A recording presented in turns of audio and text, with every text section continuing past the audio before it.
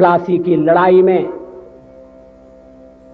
जितने लोग मैदान में लड़ रहे थे उससे ज्यादा लोग मैदान के बाहर खड़े होकर तमाशा देख रहे थे, लड़ाई का परिणाम सुनने की प्रतीक्षा कर रहे थे। देश के भाग्य का निर्णय होने जा रहा था, मगर उस निर्णय में सारा देश शामिल नहीं था। विदेश मंत्री के नाते मैं अफगानिस्तान गया था। आपको सुनकर ताज्जुब होगा, अफगानिस्तान के अपने मेजबानों से मैंने कहा मैं गजनी जाना चाहता हूं, गजनी। पहले वो मेरी बात उनकी समझ में नहीं आई, कहने लगे गजनी तो कोई टूरिस्ट स्पॉट नहीं है,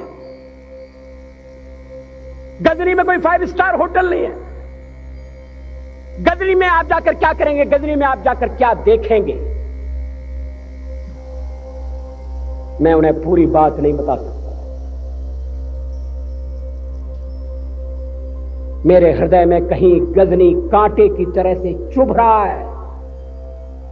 जब से मैंने गजनी से आए एक लुटेरे की कथा पढ़ी है और किशोरावस्था में पढ़ी है, मैं देखना चाहता था वो गजनी कैसा है। आपको सुनकर ताज्जुब होगा, महमूद गजनी का अफगानिस्तान के इतिहास में कोई स्थान नहीं।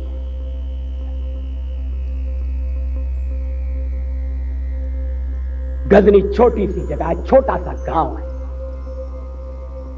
कल्पना करिए सैकड़ों साल पहले वहां धूल उड़ती थी, झोंपड़ियां थी, मगर एक लुटेरा लुटेरों को इकट्ठा करता हुआ सोने की चिड़िया को लूटने के लिए चला आया। आपस की फूट से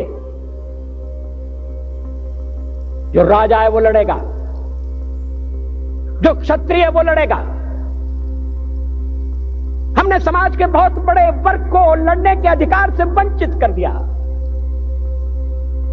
हमने उन्हें हथियार नहीं उठाने दिए। मार्शल नॉन मार्शल के आधार पर हमने समाज को बांट दिया।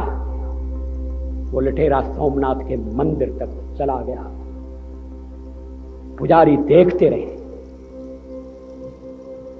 मंदिर की पूजा भक्तों को करना पड़ती है, मंदिर तो एक प्रेरणा का केंद्र है। मैं देशपांडे जी की तरह से नास्तिक नहीं हूं, मगर उनकी नास्तिकता में भी जो आस्तिकता है मैं उसका आदर करता हूं, उसका सम्मान करता हूं। वो जिस आत्मविश्वास से नास्तिक होने की बात कहते हैं, तो मैं उनसे कहना चाहता हूं वो सचमुच में नास्तिक नहीं है। जिसकी आस्तिकता है, जिसका विश्वास है, वो नास्तिक कैसे हो सकता है। विश्वास किसमें है ये बड़ी बात नहीं है, विश्वास है या नहीं। हमने समाज के बहुत से बड़े वर्ग को विश्वासहीन बना दिया।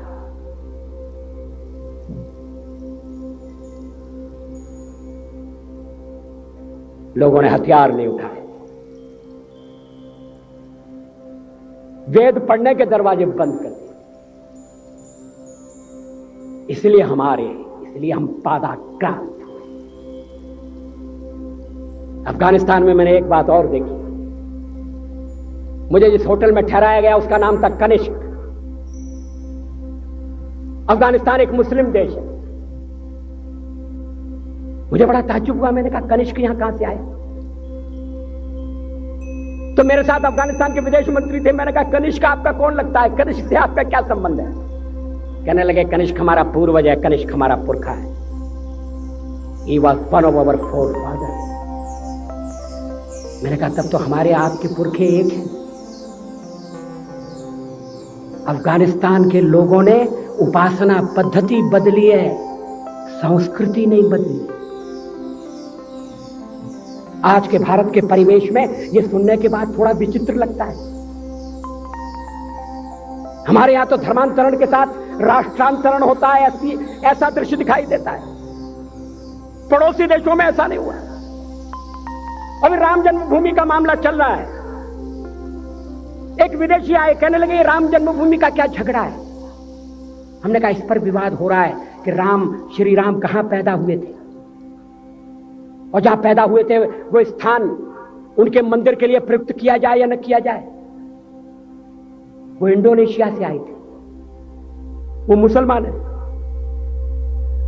कहने लगे हम तो समझते थे कि राम के लिए सारे भारत में आदर होगा, सम्मान होगा। हमने कहा ये आपने कैसे समझा? कहने लगे आप तो इंडोनेशिया आ चुके हैं, इंडोनेशिया में बहुत से लोगों ने इस्लाम स्वीकार कर लिया, मगर श्री राम को विस्मृत नहीं किया, श्री राम को भुलाया नहीं। इंडोनेशिया के बाली द्वीप में 1 महीने रामायण की लीला होती है। मैं उस समारोह में जा चुका हूं।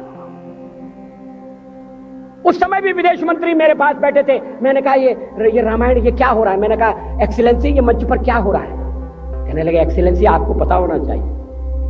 हमने कहा मुझे तो पता है मगर मैं जानना चाहता हूं। कहने लगे ये रामायण है, ये राम है, ये लक्ष्मण है, ये सीता है। हमने कहा इनसे आपका क्या संबंध है? आप तो मुसलमान हैं।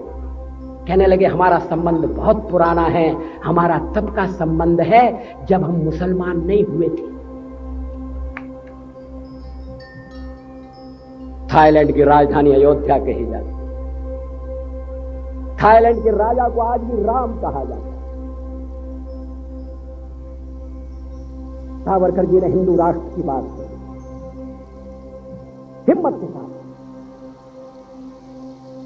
बुनियादी तौर पर भारत हिंदू राष्ट्र है।